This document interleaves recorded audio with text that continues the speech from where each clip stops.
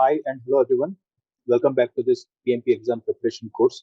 We have so far covered a lot of topics. We started with learning the new latest exam updates, and then we have learned how to apply for this PMP exam. And then we started with all the three domains as per the new latest exam content outline. And then we have learned the 10 knowledge areas from the PMBOK Guide 6th edition, where we have covered 49 different processes. So, what we are going to learn, let's go ahead and search. See the project manager's mindset. So the project manager's mindset is a state of mind which actually gives us involuntary decisions when faced with a difficult situation. This is not a born talent, but a skill which can be developed by learning and understanding the ethics. Being agile is more important actually than doing agile. So we are going to learn all these professional ethics, and after that we'll be learning how to acknowledge this agile mindset. When we have learned the agile processes, we must have observed that we have not learned anything new. We have learned all those 49 processes, and agile mindset just tells us how to do the same things in an agile way. So, what happens here in professional ethics? First, we will be learning about four ethical values. There are majorly four ethical values that are defined by the PMI. So, we learn all this four, and then we have in agile mindset section where we will first understand how to form this agile mindset, and then we'll understand the key differences between the knowledge areas. So a knowledge area when done in a traditional way, how it looks, and then the same knowledge area when done in an agile way, how it looks. So all this content that is shown here, it is almost available for free, especially the professional ethics part. You can download it for free from pmi.org website, because this is ethics and it is totally based on some values and principles. We cannot actually change it. So that is the reason why I have copied the same content from that website, which is available for free for your reference. Please go to that website pmi.org, and then you can search for professional ethics or code of conduct, and then you'll find this link for free, and it's quite easily searchable. All right, let's get started. So PMI has defined a code of ethics and professional conduct, which is, as I told, is available for free download in pmi.org. So this topic is not directly related to the questioning style of PMP exam. Right? So please keep this in note. All the lessons that you are going to learn today, they are not directly going to come as one of your questions, but they are very, very important for your exam, because even if you do not read the questions, for example, and just look at the answers itself will hint you about different attitudes about the problem. So, for example, consider there is a urgent situation, right? So there is a high pressure from somebody, let's say customer, and then he's asking you to rush to do something wrong. So one of the options will be that just to satisfy the customer, do something against the ethics. Another option will be do something right, even if it hurts the customer, even if it delays the project. So such answers will be there, which are very critical to answer. You cannot just understand this, or you cannot answer such type of questions if you just learn the processes. So setting the project manager's mindset, setting the agile mindset also is quite important. And this mindset forms only when you learn all the ethics from the project manager's point of view. So the selection of choices from the options that we have from each of these questions, that comes instantly, involuntarily, only when you are training your brain from this ethics point of view. So I know it sounds a bit philosophical, but this intuition from the brain, it can be developed, it can be trained once you learn all this ethics.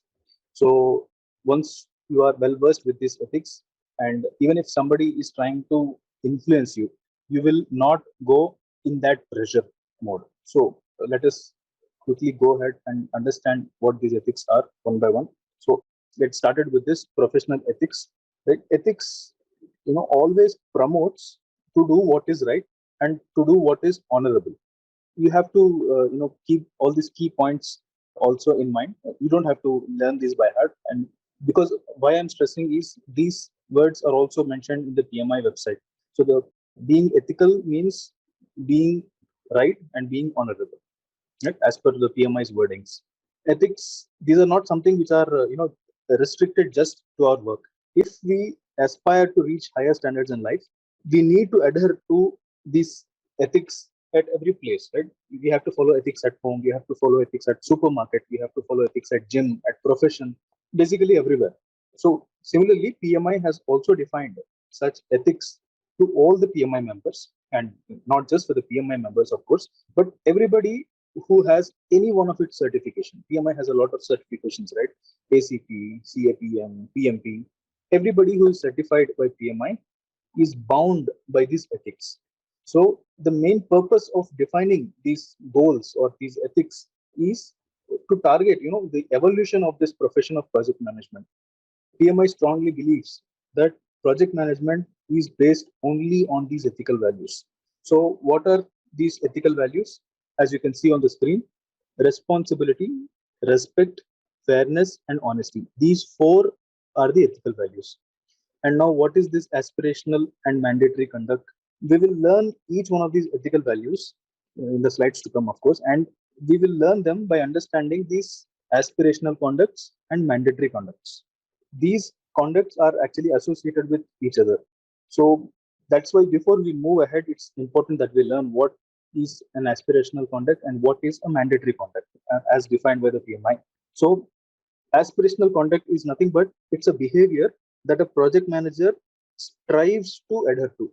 So concentrate on our words. It is not something we are bound to do, but it is an inner drive from the project manager himself to achieve these standards, to achieve these conduct. What can we quote as an example?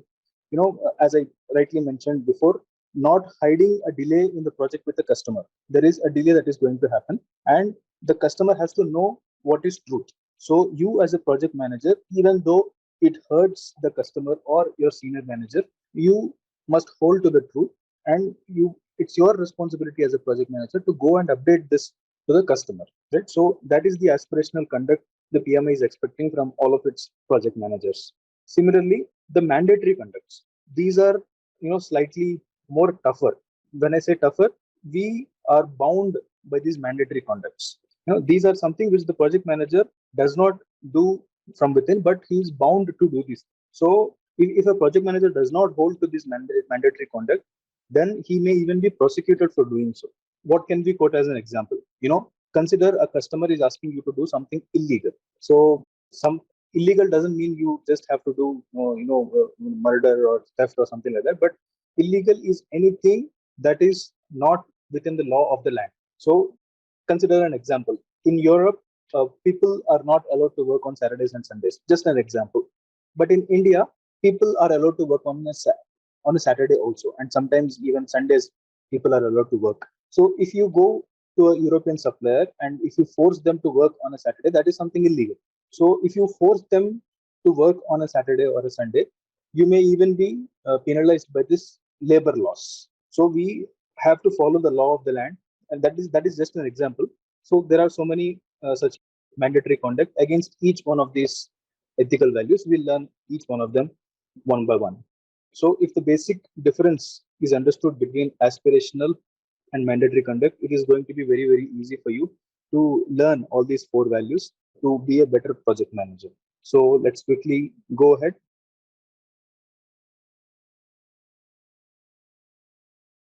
Responsibility. As you can see here, these are the aspirational conducts that are referred by the PMI in its website in the Professional Code of Conduct.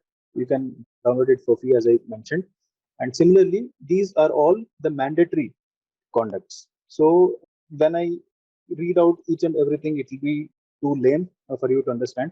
But I had to paste this because these are something which I cannot modify. So it is important that you learn this as they are. So, but the explanation wise, you can understand some random points. Like for example, this one, aspirational conduct for the responsibility. Let's choose some random value. Let's choose this. That is, we accept only those assignments that are consistent with our background, experience, skills, and qualifications. So what happens here is where developmental or assignments are quite stretched, right? So we have to ensure that all the key stakeholders, they receive timely and complete information. So if there are any gaps, we should tell them. If there is any delay, we should tell them. So every stakeholder must be informed well in the decisions. So that's about this point. So similarly, what can we talk about? We can talk about we report unethical behavior or illegal conduct. You can see here, we report unethical behavior or illegal conduct to appropriate management and if necessary to those affected by this conduct. So what happens here is these provisions, they have quite severe or implications. These are something which we do not engage in any sort of illegal behavior. So when I say illegal behavior, you should not promote theft. You should not promote fraud. You should not promote the corruption. So in any illegal or slander or libel activities as stressed by the PMI code, we as a project manager should avoid getting engaged in such unethical and illegal conducts. Moving on, respect. What does respect mean? Having respect means having a very high regard to somebody. So as a project manager, we need to show that it is first we have to respect ourselves and also we have to respect the others. When I say others, it includes people, the physical resources. You are working on a machine which could be like a 1 million worth. So right, so we have to be showing respect from within to this machine as well. We have to respect the environment. When I say environment, we have to make sure as a project manager that by the chemicals that I am releasing from my production, I'm not harming my environment. So, and the money that is within our power, we have to respect the money, right? So this money is a hard-earned money by somebody, of course, and then this money can add a lot of value for something. So we have to acknowledge this. We have to respect the money, and of course, we have to respect the time. We have to respect the opinion. So everything that is within your bounds, you have to cultivate the habit of respecting it. When you respect something, what happens is you gain trust from the stakeholders. So when you are respecting somebody's opinion, somebody said differently than all other group. If you respect their opinion and understand their perspective, their point of view, we will be gaining that person's trust. Especially this happens in a diversified environment.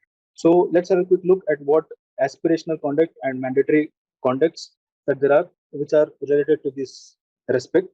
So even here, if we focus about each and every point, it's going to take some extra time, but I'll quickly read this out. So as an aspirational conduct, we first have to inform ourselves about the norms and the customs of others and avoid engaging in behaviors that they might consider as disrespectful. Similarly, another aspirational conduct for the respect is that we are going to listen to others' point of view, seeking to understand them. Similarly, another one would be we approach directly those persons with whom we have a conflict or disagreement. Similarly, we conduct ourselves in a professional manner, even when it is not reciprocated. So, something to talk here as an implication of these provisions that we see. We could avoid, actually engaging in gossip. So, we can avoid making negative remarks, negative comments, demean somebody, undermine somebody's reputation. So, we as a project manager, we are bound by this duty to also stop somebody who is getting involved in such behavior, right? So respect that comes from within. So those are these behaviors. So similarly, when we talk about mandatory, that we are bound to do so, we have to negotiate in good faith, and we do not exercise the power of our expertise or position to influence the decisions or actions of others in order to benefit personally at their expense. We do not act in abusive manner towards others. We respect the property rights of others. So I have not modified any wording here, again, in respect to the PMI's guidelines. So have a look at it also in the website. It's a quite simple page. Moving on, fairness. Fairness is acting without partiality. So we as a project manager, we must make sure that there is no favorism, right? There are no favorites in the group. No, every decision that you're going to take must be totally unbiased. You should not favor somebody because he's your friend. So there may be so many friends in your organization because you might have worked for a longer time. You might have seen so many ups and downs with that person. But even in that kind of bonding, if somebody is going against the ethics of the program management or the project management, you have to stop them and you have to only take those fair decisions. So what are the aspirational conducts that are related to the fairness? First, we demonstrate the transparency in our decision making process, and then we constantly re-examine our impartiality and objectivity, taking corrective action as appropriate. we provide equal access to information to those who are authorized to have that information. We make opportunities equally available to qualified candidates. So when we say we constantly re-examine our impartiality or objectivity, what do we mean? Is that we have to actually research with the practitioner, and when I say research, it must be on the subject of conflict. I know that it's quite a challenging job that the project managers quite often face. That one of the biggest problems is not recognizing when we have a conflict. We will not even understand that there is a conflict going on between two parties. So it is our duty to first identify whether the environment is conflict free, and then start acting on it. So similarly, when we talk about when we make opportunities equally available to qualified candidates, what do we mean is that in case of contracting agreement, we have to provide information accessible to everybody who's involved in the process. So we cannot hide some information to some category. Everybody who's related to that work. Of course, if it's a confidential data, for my government organization or a confidential project, we cannot just share it for everybody in the project. But everybody who's at least involved in that process, he must be accessible to this information. Everybody who's working on that particular project. So similarly, if we focus on the mandatory conduct that we are bound to do, we'll quickly go through this. So we proactively and fully disclose any real or potential conflicts of interest to the appropriate stakeholders. Secondly, when we realize that we have a real or potential conflict of interest, we refrain from engaging in the decision-making process or otherwise attempting to influence outcomes unless or until we have made full disclosure to the affected stakeholders, we have an appropriate mitigation plan, and we have obtained the consent of stakeholders to proceed. See, what is happening here? And I know that's a lot to read here. So a conflict of interest, we keep on repeating this word, right? So when does it actually occur? It occurs when we are in a position to influence decisions. So one party with such decisions or outcomes could actually affect multiple parties with this power of decision. Consider, for example, when we are acting as an employee, we have to be loyal to our employer. So when we are acting as a PMI volunteer, we have to be loyal to the Project Management Institute, right? I think you understand what I'm trying to say here. So we must recognize these different interests that a person plays, and we have to refrain, from influencing these decisions that we have as a conflict of interest. So similarly, we do not hire or fire, reward or punish or award or deny contracts based on some personal considerations. They include, but of course, they are not limited to favorism, nepotism, or bribery. Similarly, we do not discriminate against others based on, but again, not limited to gender, race, age, religion, disability, nationality, or sexual orientation. And the last point here is that we apply the rules of the organization, employer, project management institute, or other group without favoritism or prejudice.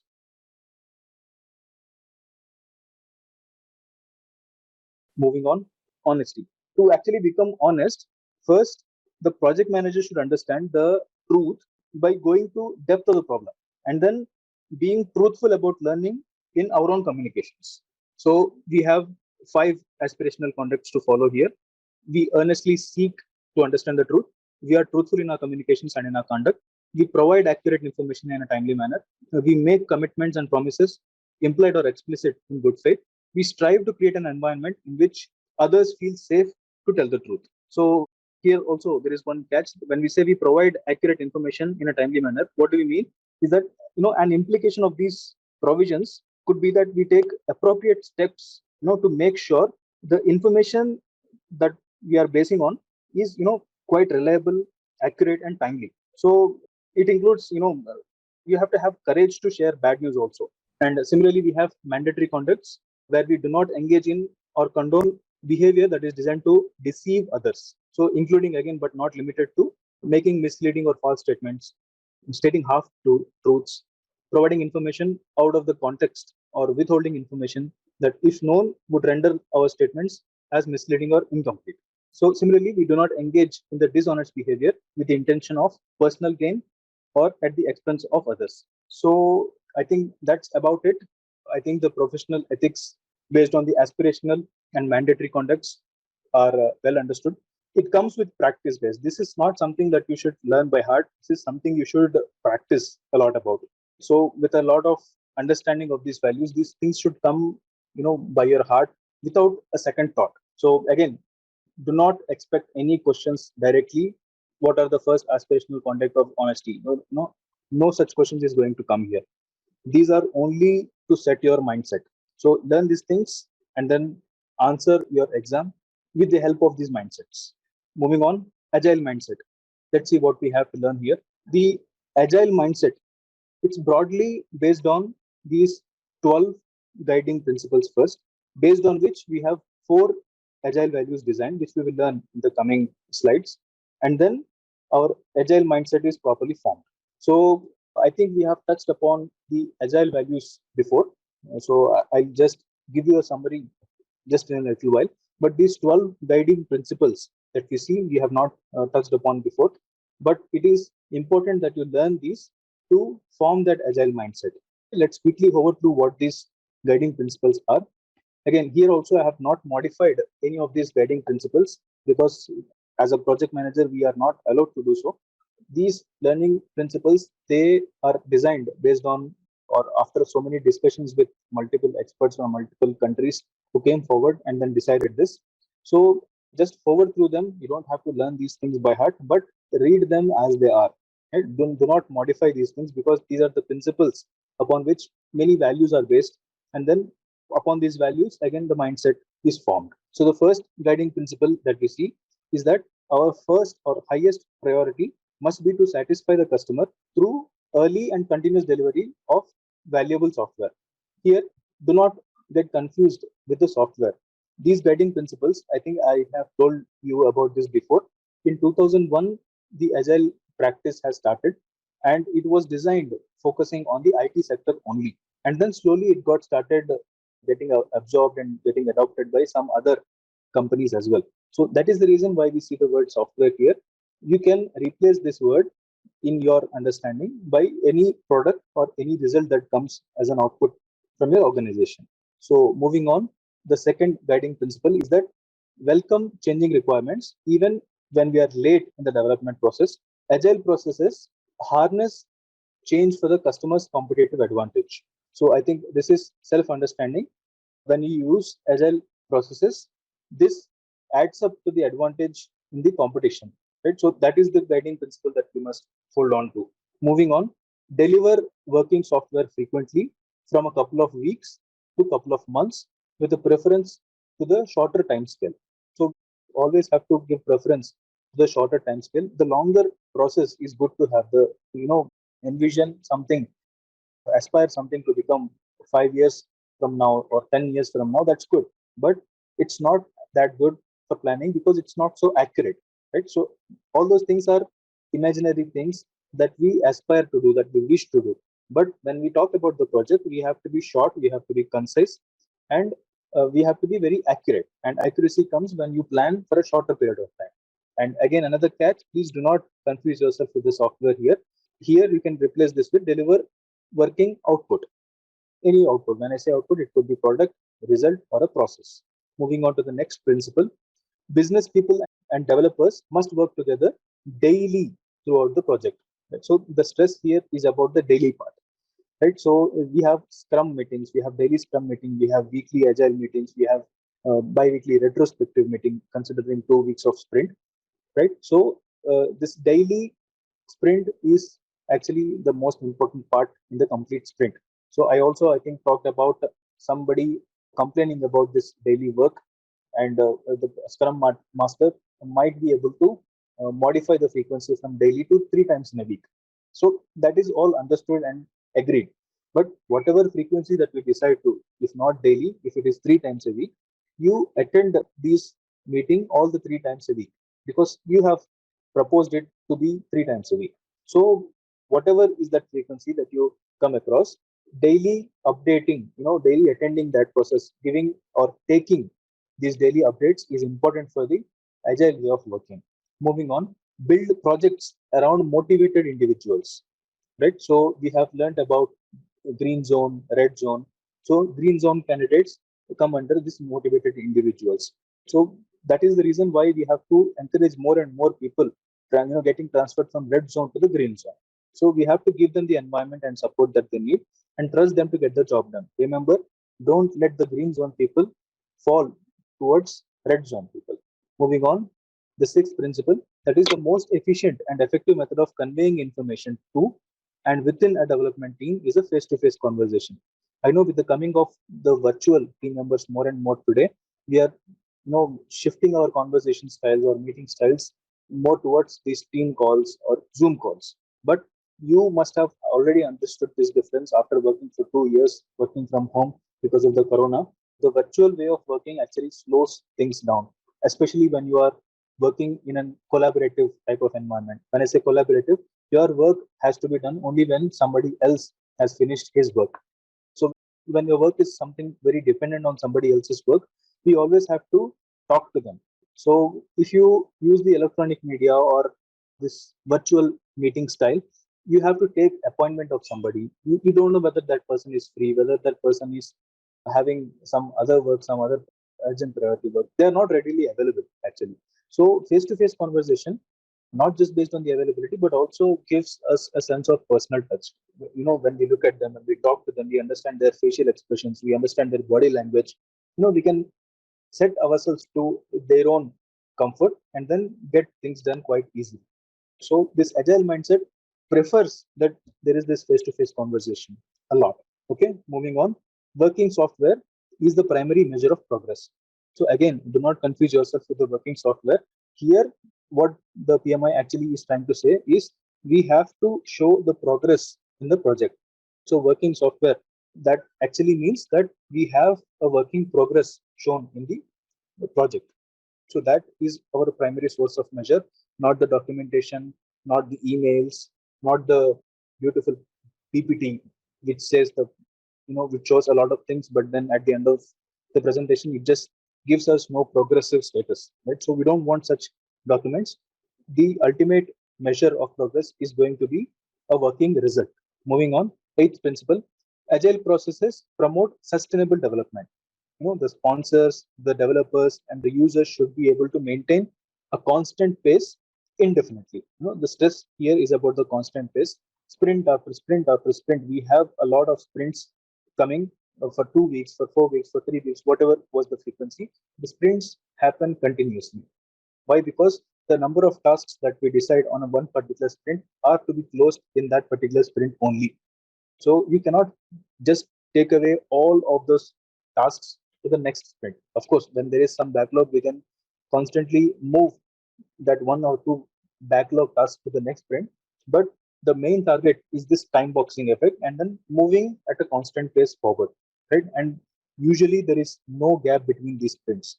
Sprint 1 and sprint 2, they are not 5 weeks apart or 4 weeks apart. As soon as the sprint 1 ends, sprint 2 begins. As soon as the sprint 2 begins, sprint 3 starts. As soon as the sprint 2 ends, sprint 3 starts, right? So this is a constant pace that we maintain through this agile way of working on the rolling wave methodology. But I think you get the point. Moving on.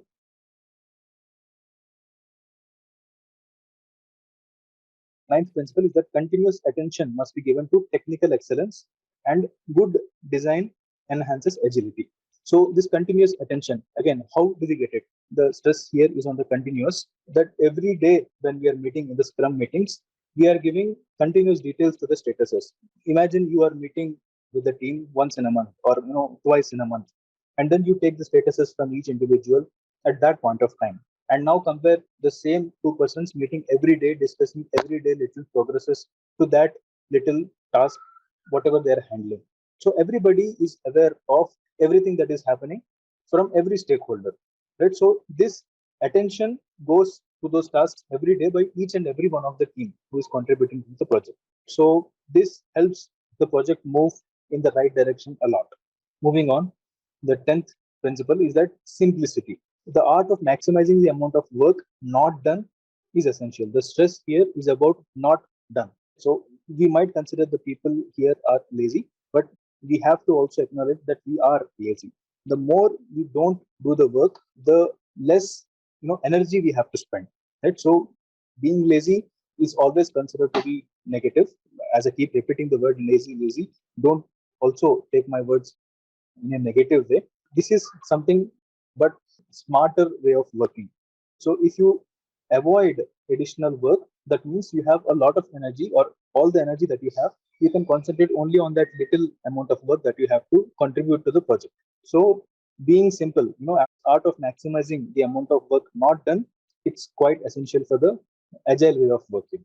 Moving on, the best architectures, requirements, and designs emerge from self-organizing teams. So what happens in a traditional way is that all the planning for the next 4 or 5 months of the project, they are actually given by these functional managers, or the project sponsors or the higher management.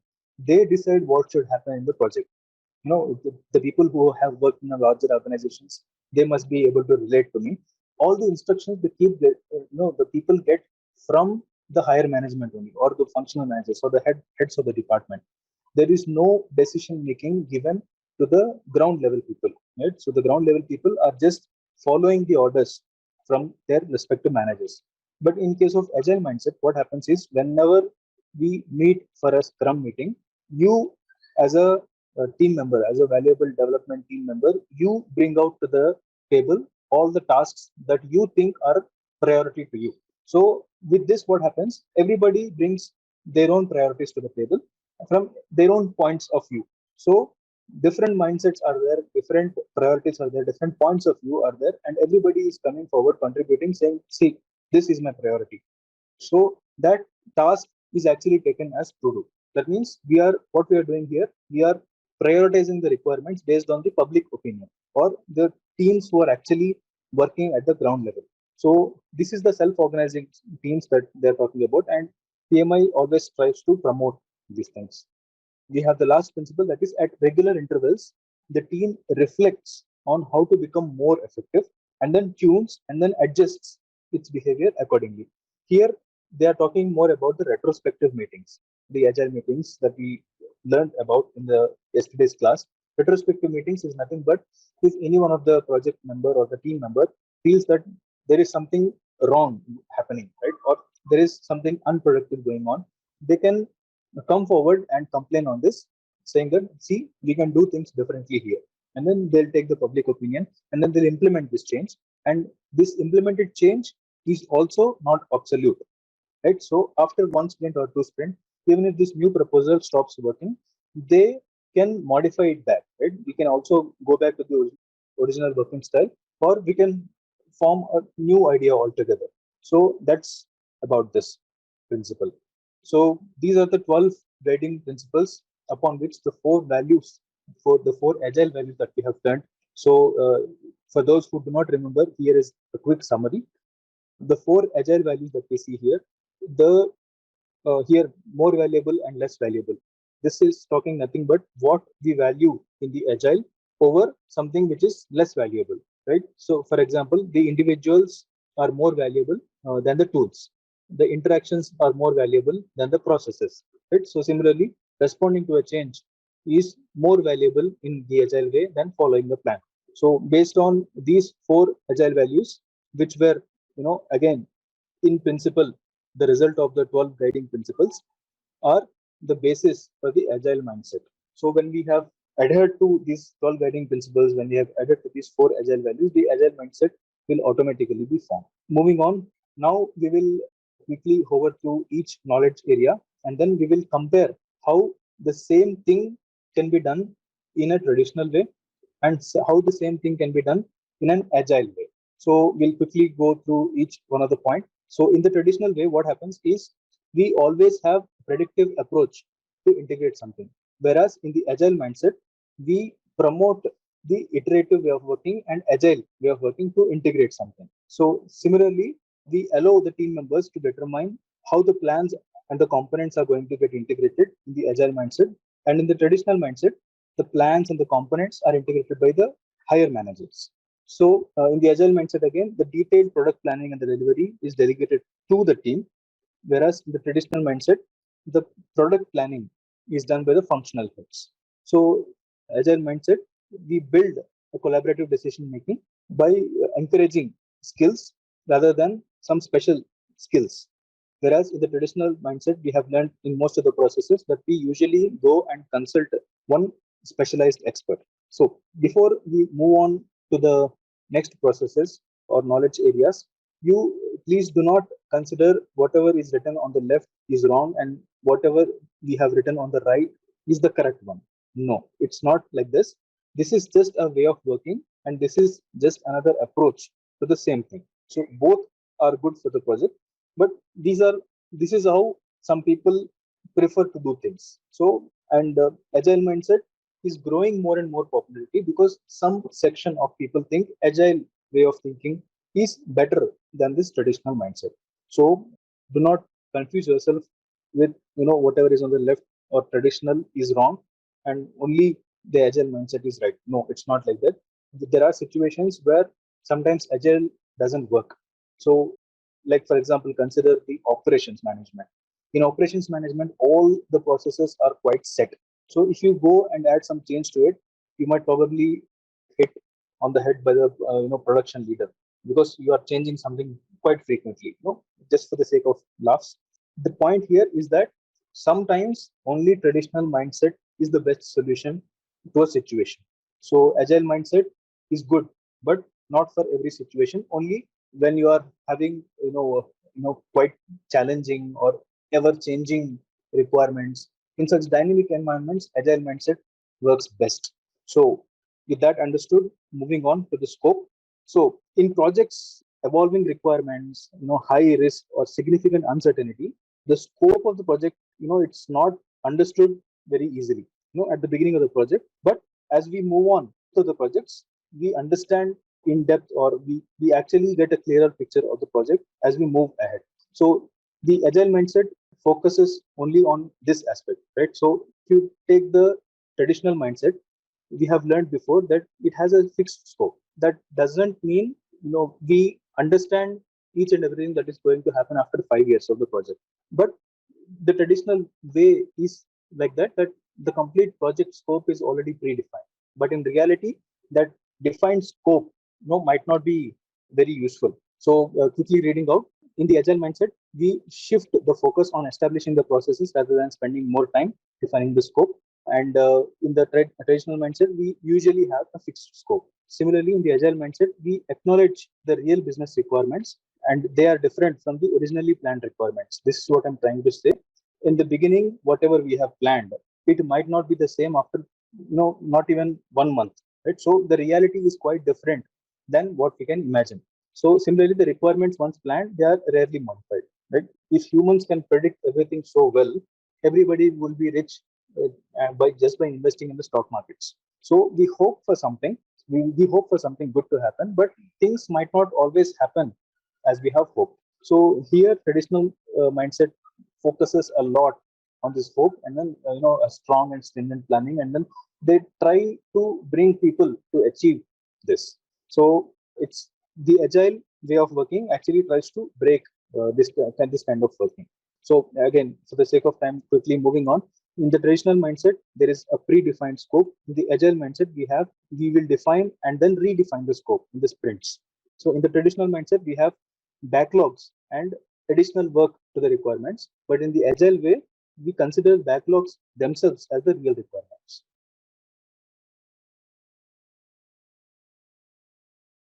Schedule management, adaptive approaches. When we say adaptive, the agile approaches, they use shorter cycles. So we don't use in agile a very long cycles. When we say shorter cycle, it could be 2 weeks sprint, 3 weeks sprint, or 4 weeks sprint. 4 weeks is just maximum 1 month. That's a short cycle considering a huge project. So in these short cycles, we undertake work. We review the results, and then we adapt as necessary. What happens here is that we get a rapid feedback. So that's about it. So we seek rapid feedback from short cycles to adapt as necessary. But what happens in the traditional mindset?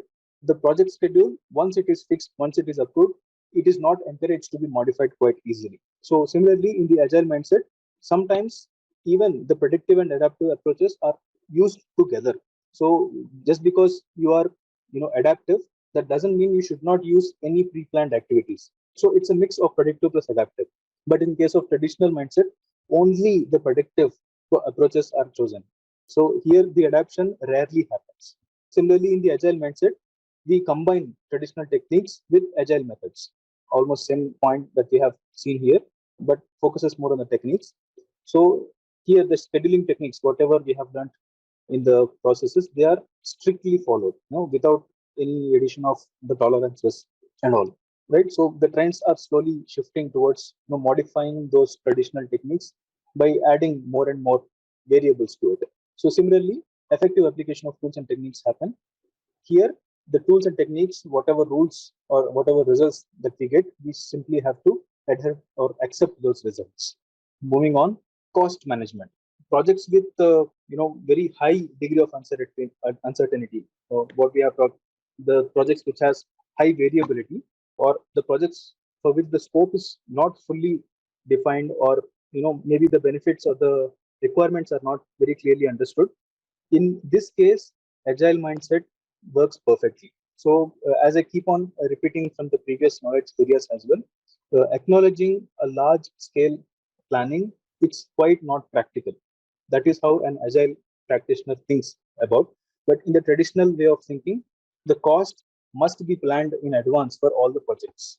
So, in agile mindset, again, very lightweight estimation methods. When I say lightweight, only for 2 weeks or 3 week sprints, they are used, and then they generate very accurate and realistic forecasts, and they give very fast results as well.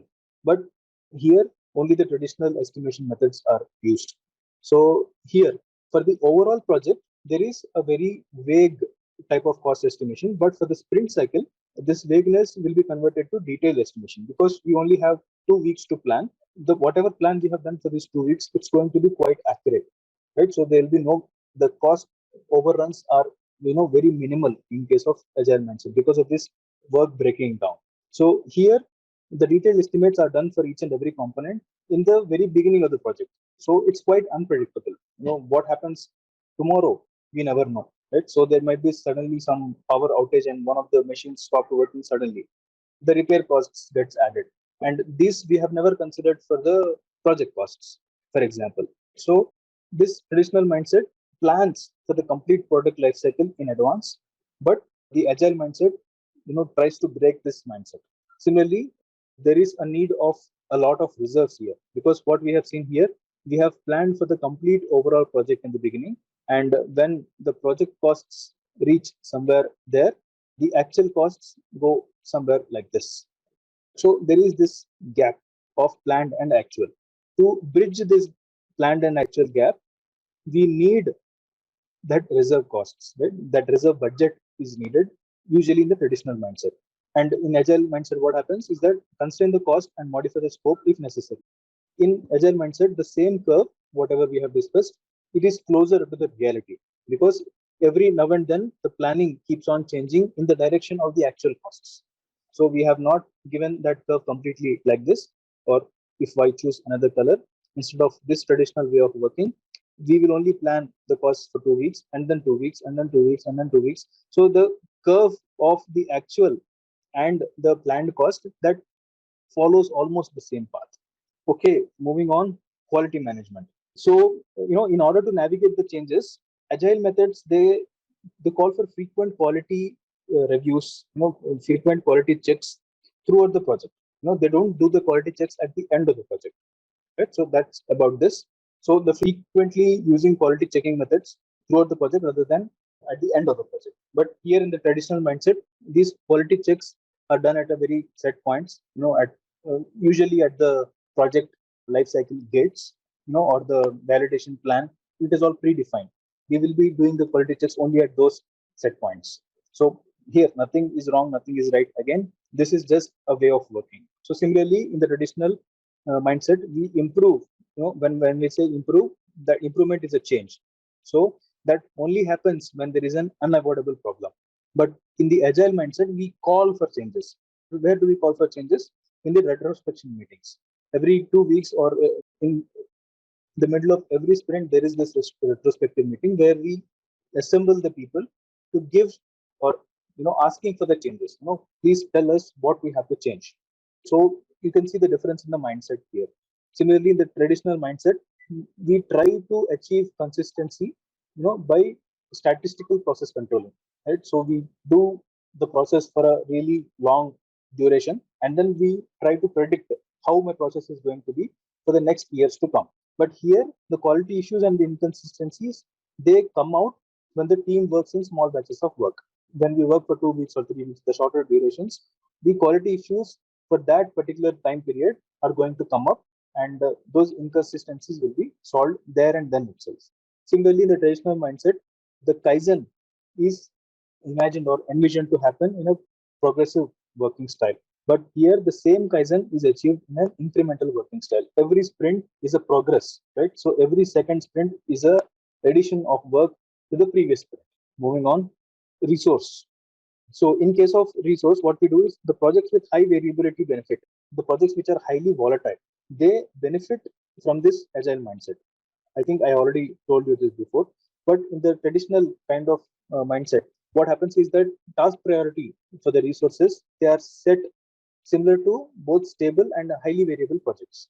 Even if it's a high variable project, same plan. Even if it's a very stable project, it is going to be the same traditional plan. Here in the Agile mindset, they promote collaborative approach. That means people come forward, give collective ideation for all their respective activities, and then the solution is formed. But here, the all the activities of the individual people, they are actually integrated by the heads of the department or the functional managers. Agile mindset totally focuses on decentralizing the task and promote the decision making within the working team itself. Whereas in the traditional market, these deliverables, they are listed and provided at only the set stages of the project. So similarly, for the agile mindset, the agreements for the fast supply and the lean methods, they are very critical to the controlling of the resources. But in the traditional mindset, the modifications, they are totally not encouraged. The traditional mindset is totally against any small change.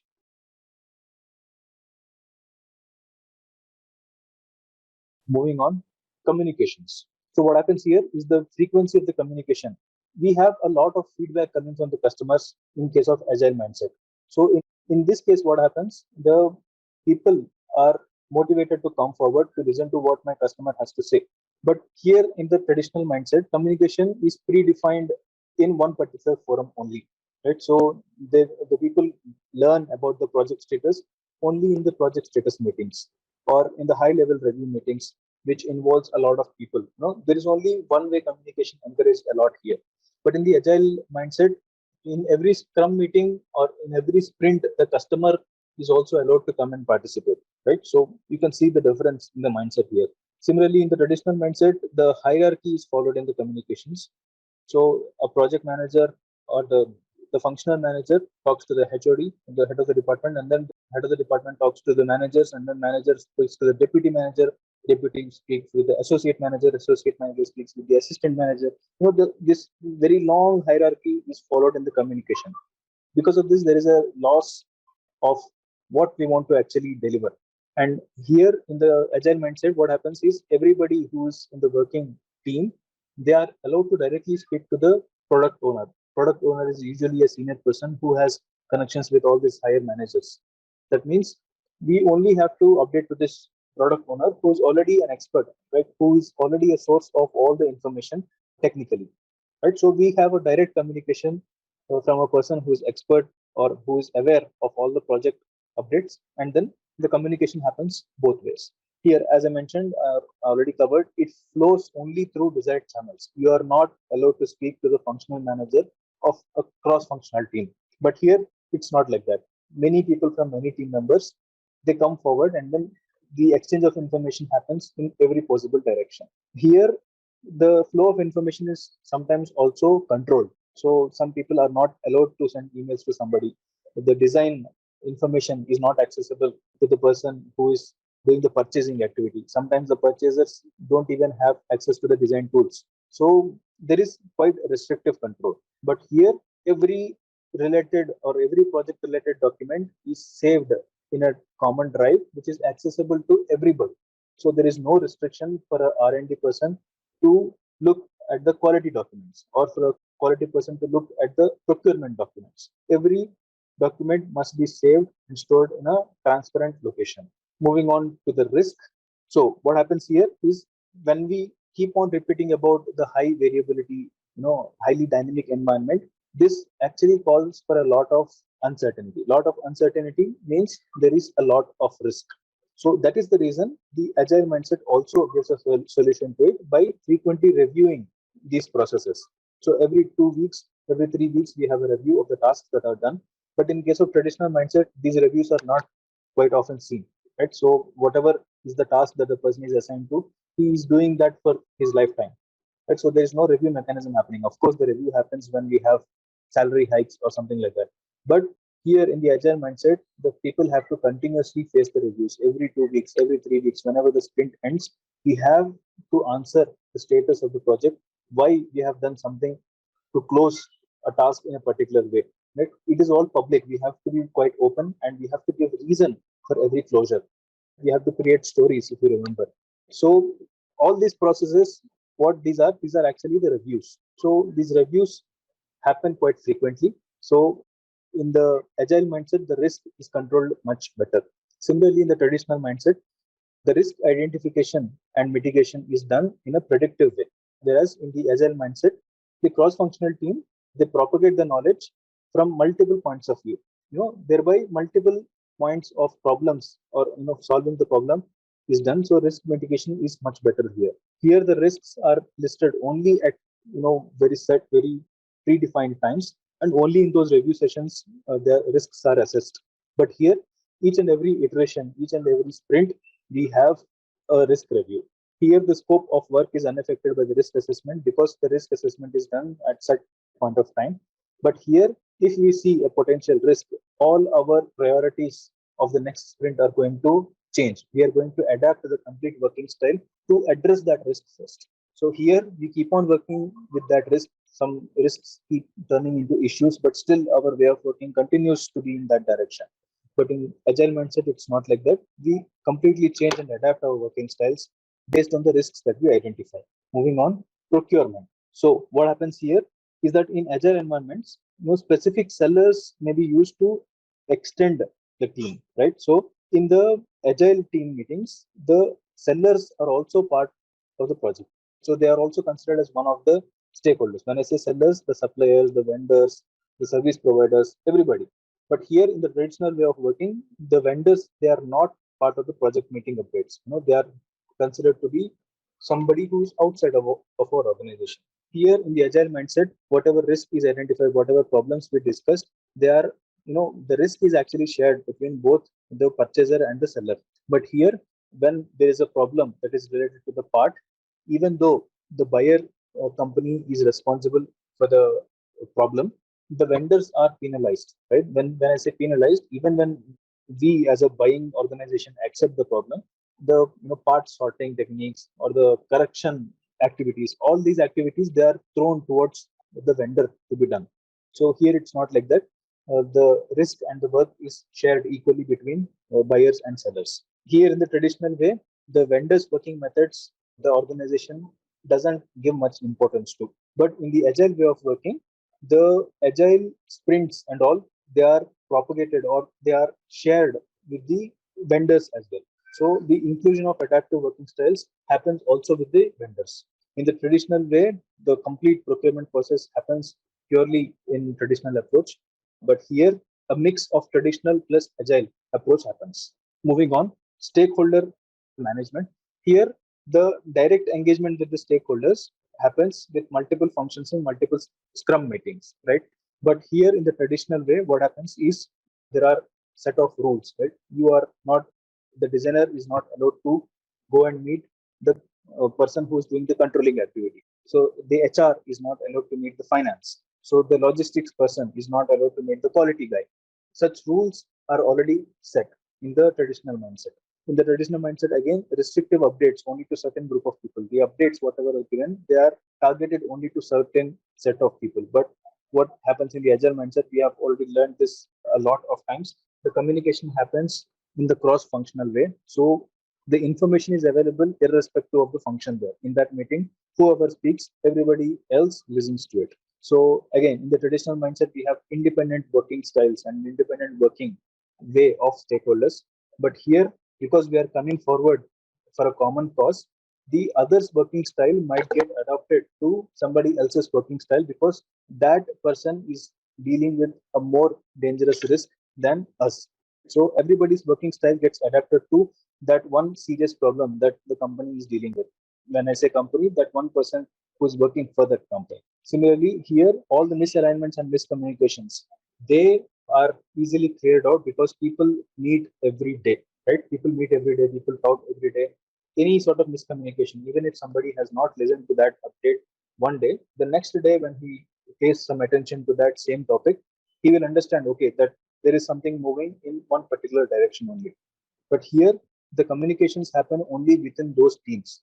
The cross-functional talking happens very rarely. Right? So separate communication is given, separate updates are given to each and every stakeholders. That is why there is a separation of information in the traditional mindset.